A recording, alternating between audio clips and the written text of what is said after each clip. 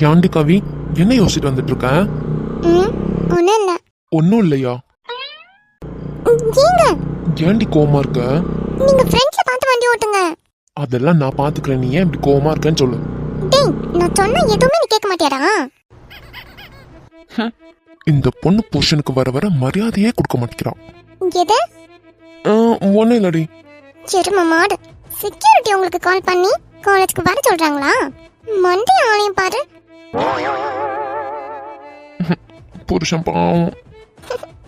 திருச்சியா? அதெல்லாம் ஒரு மண்ணங்கட்டியும் இல்ல. ஏண்டி பொண்டாட்டி எப்ப பார்த்தாலும் மாமா கிட்ட கோவப்பட்டுட்டே இருக்கா? சரி, சேட்டையெல்லாம் அப்படி. சரி போட்டு விடு. மாட்டிக்கிட்டியா? ஃப்ரெண்ட்ஸ்ல பார்த்து வண்டி ஓட்டுங்க. எங்கேயாவது கொண்டு தள்ளி விட்டுறதுக்கு தான் இப்படி திரும்பி திரும்பி பார்த்துட்டு இருக்கீங்க. നീ ഇപ്പൊ ചിരിച്ചതാണേ? ഇല്ല. കള്ളി, ഞാൻ കണ്ടു. പോവല. ഏൻ ചല്ല കുട്ടി. ഏൻ ഇന്നും കൂടെ കുറച്ച് ഫ്രണ്ടിൽ വന്ന് കട്ടിപ്പിടി. எது? இதுக்கும் மேல ஃப்ரண்ட்ல வந்தேனா நீங்க இருக்க முடியாது. நான் மாத்திரம் தான் வண்டி ஓட்டிட்டு போகிற மாதிரி இருக்கும். இன்னைக்கு அவளுக்கு போய் இருக்கு. அவன் தெரியல. போயிட்டு இருக்கே. பா, என் பொண்டாட்டிக்கு என் மேல எவ்வளவு பொசசிவ்னஸ். மண்ணங்கட்டி வாயை பொத்தி வச்சுட்டு வண்டி ஓட்டுங்க. போடி குந்தாணி.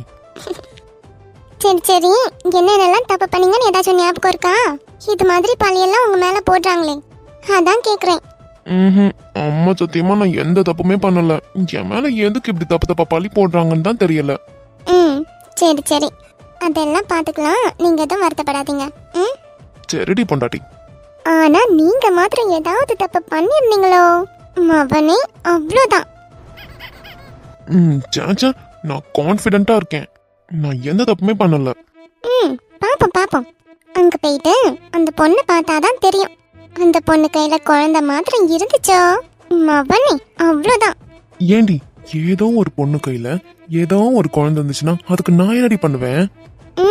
நீங்க தான் அப்பான்னு சொல்றாங்கல்ல. கவி, நீயும் அப்படியே சொல்லாதடி. அது கேட்கும் போது என்னமோ மாதிரி இருக்கு. இப்படியெல்லாம் சொன்னா நான் நம்பவே நினைக்கிறீங்களோ?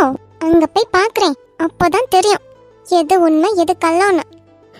உன் புருஷன் மேல உனக்கு நம்பிக்கை இல்லல்ல? எஸ் எஸ், கண்டிப்பா. போடி. சரி சரி, சீக்கிரமா போங்க.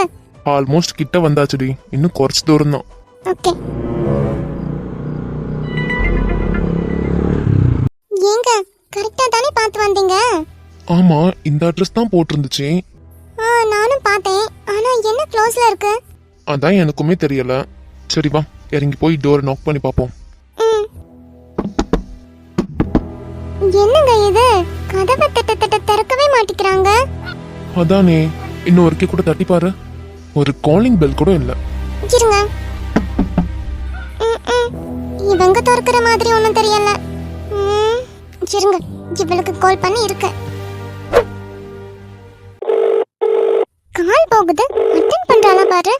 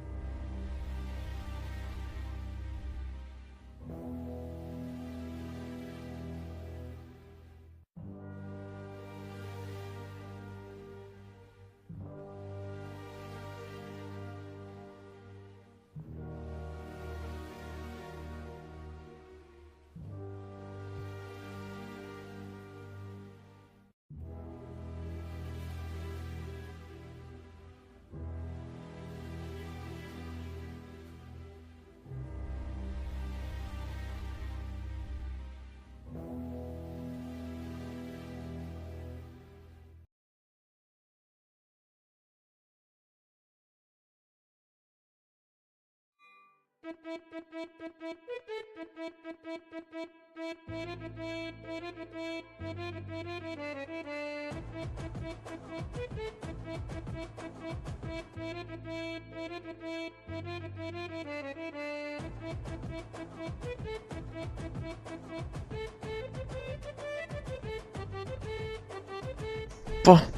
என் பொண்டாட்டி இருக்காளே, நான் கட்டின தாலிய கழுத்துல போட்டுட்டு என் உயிரை வாங்குறா.